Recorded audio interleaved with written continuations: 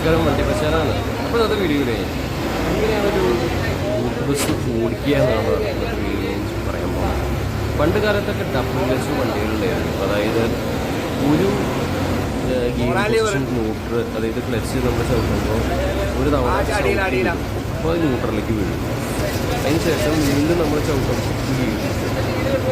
അതുപോലെ തന്നെ തിരിച്ചും നമ്മൾ ഗിയർ ഡൗൺ ചെയ്യുമ്പോൾ ഇതേ സെയിം റിപ്പീറ്റ്. അത് ആദ്യം നമ്മൾ ന്യൂട്രാക്കുന്നു, വീണ്ടും ഡൗൺ ചെയ്യുമ്പോൾ ഗിയർ ഇടുന്നു. ഇങ്ങനെയൊക്കെയായിരുന്നു ആദ്യകാലങ്ങളിലെ വണ്ടികളൊക്കെ ഉണ്ടായിരുന്നത്. പണ്ട് ഫെർഗോ വണ്ടികളുണ്ടായിരുന്നു. ലൈലൻ്റ് ആണെങ്കിലും സീറ്റാമോ ഓരോ വണ്ടികളാണെങ്കിലും നമുക്ക് വളഞ്ഞ ടൈപ്പൊക്കെ സ്റ്റിയറിംഗ്, അതായത് മടിയിലേക്ക് ഇരിക്കുന്ന കാറിൻ്റെ ടൈപ്പുള്ള സ്റ്റിയറിംഗ് വീലൊക്കെ ഉണ്ടായിരുന്നു. നിങ്ങൾക്ക് പഴയ ആൾക്കാർക്ക് കണ്ടാൽ അറിയാം. അപ്പോൾ എനിക്ക് ലൈസൻസ് സ്വന്തമായിട്ടുണ്ടായിരുന്നു. അപ്പോൾ ഞാൻ ഡ്രൈവിംഗ് പഠിക്കുന്ന ഒരു 6ാം ക്ലാസ് വെക്കേഷൻ സമയത്തായിരുന്നു. ഡബിൾ ക്ലച്ച് വണ്ടിയായിരുന്നു അന്ന്. അന്നൊക്കെ സ്റ്റിയറിംഗ് വീലൊക്കെ ഇങ്ങനെ ഇറക്കുന്ന ടൈപ്പായിരുന്നു. അന്നത്തെ കാലത്ത് ഹൈ സ്പീഡ് എഞ്ചിനായിരുന്നു ലൈലൻ്റ് ഇറക്കിയിരുന്നു. പിന്നീട് ഹിനോ എഞ്ചിനൊക്കെ നമ്മുടെ നാട്ടിലൊക്കെ വരാൻ തുടങ്ങി. അപ്പോൾ ഈ ബസ് ഓടിക്കുന്ന രീതി എന്ന് പറഞ്ഞാൽ പലരും പല രീതിയിലാണ് വണ്ടി ഓടിക്കുന്നത്. ഇപ്പോൾ വണ്ടി സ്റ്റാർട്ട് ചെയ്ത് ആദ്യം നമ്മൾ ഗിയറിലേക്ക് ഇടുന്നു, അതിന് ശേഷം പതുക്കെ ക്ലച്ച് റിലീസ് ചെയ്യുന്നു.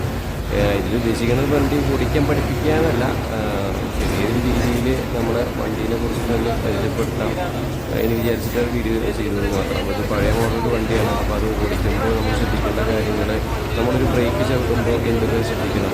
നമ്മളൊരു എയർ ബ്രേക്ക് വണ്ടി ഓടിച്ച് പരിചയമുള്ളവർക്ക് മാത്രമാണ് ഇതൊക്കെ ശരിക്കും കൊണ്ടു നടക്കാൻ പറ്റില്ല. അല്ലെങ്കിൽ നമ്മൾ കാറിൻ്റെ ഗിയർ പോലെയല്ല അത്, കാറിൻ്റെ ബ്രേക്ക് പോലെയല്ല. അതുപോലെ ചവിട്ടിയ വണ്ടി തലമുറ്റി മറിയും. അപ്പോൾ ഇത് ചവിട്ടുന്ന രീതിയുണ്ട്. നമ്മൾ ജസ്റ്റ് കാല് ജസ്റ്റ് പിക്ക് വേണ്ട ബ്രേക്ക് ആവും. അതാണ് ഇതിൻ്റെ ഒരു എയർ ബ്രേക്കിൻ്റെ ഒരു പ്രത്യേകത. പിന്നെ പമ്പ് ചെയ്ത് ചവിട്ടുന്നവരുണ്ട് ബ്രേക്ക്. ഇപ്പോൾ ഫസ്റ്റ് പെടലിൽ കിട്ടിയെന്ന് വരില്ല, സെക്കൻഡ് പെടലിലേക്ക് കിട്ടുള്ളൂ. പഴയ മോഡൽ വണ്ടിയാകുമ്പോൾ അങ്ങനെയൊക്കെയാണ്. പിന്നെ ഡബിൾ ക്ലച്ച് വണ്ടി നേരത്തെ പറഞ്ഞു, ഡബിൾ ക്ലച്ച് വണ്ടികളായിരുന്നു. ഇപ്പോൾ സിംഗിൾ ക്ലച്ച് വണ്ടികളാണ് ഉള്ളത്. അത് എന്നിട്ട് പോലും സൗണ്ട് ഉണ്ടാക്കിയിട്ട് ഓടിക്കുന്ന കഴിവുള്ളവന്മാരെ നമുക്ക് കാണാം. എന്തിനാണ് ആ സൗണ്ട് ഉണ്ടാക്കി ഓടിക്കുന്നതിനെ കുറിച്ച് എനിക്കറിയില്ലല്ലോ. ഇപ്പോൾ അതൊന്നും ആവശ്യമില്ല. സത്യം പറഞ്ഞാൽ വളരെ സിമ്പിളായിട്ട് നമുക്ക് ഈ വണ്ടി ഓടിച്ച് കൈകാര്യം ചെയ്യാൻ പറ്റുന്ന രീതിയിലാണ് പോയിക്കൊണ്ടിരിക്കുന്നത്. അത്രയും സിമ്പിളാണ്. അപ്പോൾ ഇതിൻ്റെ ലെങ്ത്ത് ഒക്കെ ഒന്ന് ശ്രദ്ധിക്കുക. നമ്മൾ ഓടിക്കുന്ന ഏത് വണ്ടിയാണെങ്കിലും എത്ര ലെങ്ത് ഉണ്ട് ആദ്യം നമുക്ക് വണ്ടിയിൽ കയറുമ്പോൾ തന്നെ അറിയാമല്ലോ. അനുസരിച്ച് ആ വണ്ടിയുടെ ലെങ്ത്ത് ആദ്യം മനസ്സിൽ വരിക, എന്നിട്ടനുസരിച്ച് വണ്ടി ഓടിക്കുക. അതാണ് ഏറ്റവും വലിയൊരു കാര്യം.